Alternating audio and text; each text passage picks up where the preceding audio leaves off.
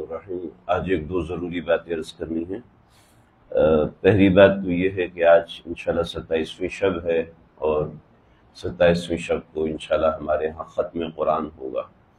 اب سب حضرات سے درخواست ہے کہ آپ ضرور بھی ضرور شریک ہوں، اور یہاں ہماری سوسائٹی کی طرف سے کھانے کی دعوت بھی ہے اور انشاءاللہ اختتامی دعا بھی ہوگی۔ تو آپ سب حضرات خاص طور پہ 27ویں شب ہے، ختم قرآن ہے اور دعا کی قبولیت کا موقع ہے، ختم قرآن کی دعا ہے، یہ سارے مواقع جمع ہو رہے ہیں، اس میں ضرور بھی ضرور شریک ہوں۔ دوسری بات یہ کہ شیخ الاسلام علامہ ابن تیمیہ رحمۃ اللہ تعالی نے لکھا ہے، جب 27ویں شب اور شب جمعہ، جب 27ویں شب اور شب جمعہ یہ دونوں اکٹھے ہو جائیں تو اس صورت میں شب قدر کا اس رات میں جمع ہونا یقینی ہو جاتا ہے۔ یہ شیخ الاسلام ابن تیمیہ رحمۃ اللہ علیہ کے الفاظ ہیں کہ جب 27ویں شب اور شب جمعہ اکٹھے ہو جائیں تو پھر شب قدر کا اس رات میں تعین یقینی طور پر ہو جاتا ہے۔ یعنی یقینی مطلب انسان کے اعتبار سے، جو شریعت نے تو 5 راتیں رکھی ہیں لہٰذا، لیکن اس رات میں شب قدر کا ہو جانا غالب ہو جاتا ہے۔ فتاوی ہندیہ، جس کو فتاوی عالمگیریہ کہتے ہیں، 4,500 علماء کا متفقہ ایک فتاوی ہے جو برصغیر پاک و ہند پر اس کا حکم لاگو تھا، اور فتاوی ہندیہ فتاوی عالمگیریہ کے عنوان سے 4,500 علماء کی متفقہ کاوش ہے، جو کہ فقہ حنفی کا ایک شاہکار ہے اور بہت بڑا کارنامہ ہے۔ فتاوی عالمگیریہ میں لکھا ہے کہ غالب یہی ہے، یعنی آپ دیکھیں کہ ایک وقت تک بڑے علماء کا تعامل یہی رہا کہ 27ویں شب کو خاص طور پہ شب قدر کا اہتمام کیا جائے کہ اس میں شب قدر غالب ہے، لہٰذا آج کی رات اس حساب سے بڑی اہم ہے کہ اس رات کو شب قدر سمجھا جائے یا شب قدر کے قریب سمجھا جائے اور اس رات میں خاص طور پہ عبادت کی جائے۔ پھر ان فقہاء اور علماء کا جو تعیین شب قدر ہے 27ویں شب میں، وہ ایسے ہی نہیں ہے،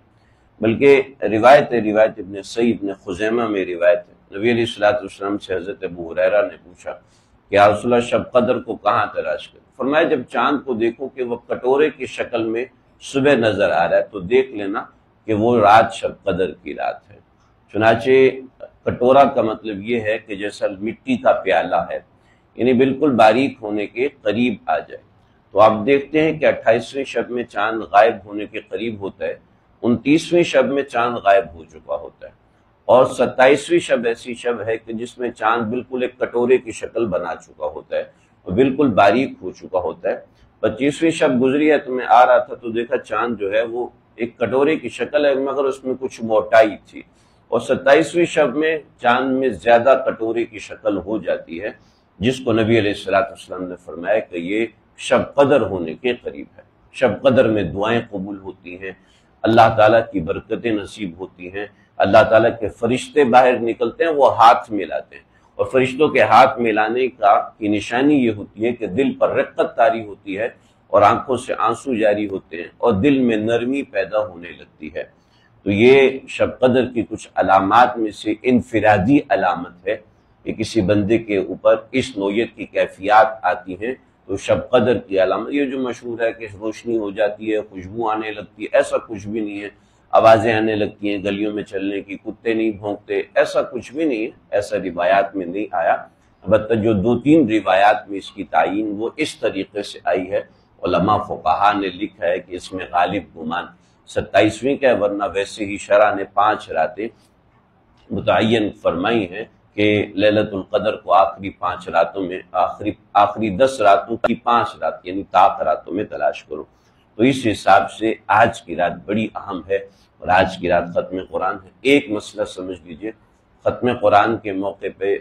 جو اجرت متعین کی جاتی ہے حافظ کو سنانے کے لیے، وہ جائز نہیں ہے،